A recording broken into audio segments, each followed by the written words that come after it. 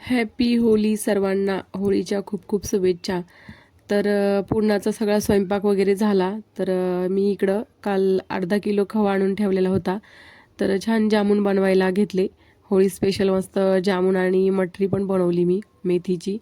तर छोटी एक वाटी भरून मी खवामध्ये मैदा ॲड केला आणि छान त्याला मळून घेतलं. आणि आपण जेवढी मैदा टाकल्याच्या नंतर जेवढं मॅश करून घेतला ना, तर आतून खूप असे स्पॉन्जी आणि छान पाक जातो जामूनमध्ये. आणि मी सोडा वगैरे पण नसते वापरत.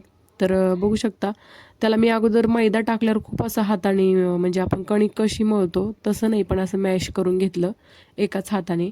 आणि नंतर जसे आपल्याला छोटे मोठे जामून पाहिजे तसे आकाराचे बनवले. आणि कढईत तेल पण तापवायला ठेवलं होतं.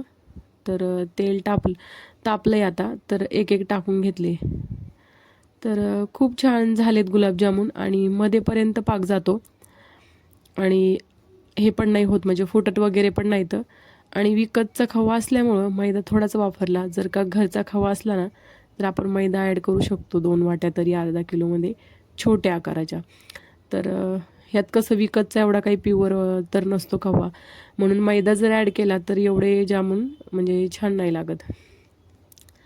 तर इकडं बघू शकता आता कमीच गॅसवर, जेणेकरून मध्येपर्यंत छान तळतील, नाहीतर वरूनच लाल होतात आणि मध्ये कच्चे राहतात, ते पण छान नाही लागत.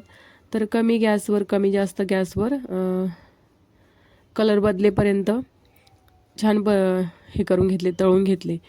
तर दुसरी पण सगळे जे होते राहिलेले ते पण तळून घेतले मी आणि नंतर पाक करून घेतलेला आहे. तर तुम्ही बघू शकता की खूप एक पण फुटला पण नाही आणि खूप छान झाले. आणि मध्येपर्यंत पाक जातो जर का आपण मैदा टाकल्यावर खव्यामध्ये खूप मॅश करून केला ना, तर मध्येपर्यंत. आणि कधी सोडा पण टाकायची वगैरे गरज पडत नाही. आता मी 1 ग्लास साखर घेतली, त्यात अर्धा ग्लास पाणी घेतलं आहे आणि पाक बनवायला ठेवला आहे. तर बघू शकता इकडं किती छान. आणि मी असा कलर होईपर्यंतच तळत असते, जेणेकरून विकत आपण जामून आणतो तसा कलर पण येतो छान. आणि नंतर मी 2 विलायची टाकलेल्या आहे. विलायचीने छान फ्लेवर येतो. तर असे एवढे मी जर नेहमी असे बनवते तर विकतच्या सारखे जामून बनतात, मध्येपर्यंत पाक जातो. तर पाक पण तयार झालेला आहे. आणि कोमट पाकामध्येच मी टाकून घेतले जामून. जास्त कडक पाकामध्ये पण नाही टाकायचे. कोमट होता हलकासा गरम, त्यात मी हे जामून सगळे टाकून घेतले. तुम्हाला कसा वाटला ना व्हिडिओ नक्की कमेंटमध्ये कळवा. आणि नवीन असताल तर चॅनलला सबस्क्राईब करा प्लीज. कमेंट करा, लाईक करा. आता मी इथं सगळे टाकून घेतले आणि त्याला हलवून घेतलं चमच्याने, म्हणजे जेणेकरून सगळे मिक्स होतील आणि भिजतील. रात्रभर असेच सोडा म्हणजे झाकून ठेवायचे. सकाळपर्यंत खूप मऊ लुसलुशीत होतात आणि मध्येपर्यंत पाक जातो.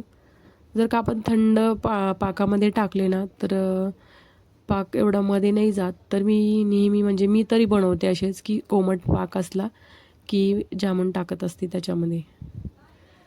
तर बघू शकता तुम्ही खूप छान पण झालेत चवीला. तुम्ही काय बनवलं आहे आज तर नक्की कमेंटमध्ये सांगा. आणि आता मी तुम्हाला एक कट करून दाखवत आहे. आता तरी एवढे नाही, पण आता सकाळपर्यंत तर खूप मध्ये पाक जाणार त्याचा आणि खूप मऊ लुसलुशीत होणार ते. म्हणजे मी नेहमी रात्री बनवले की झाकून ठेवले की सकाळपर्यंत खूप छान होतात.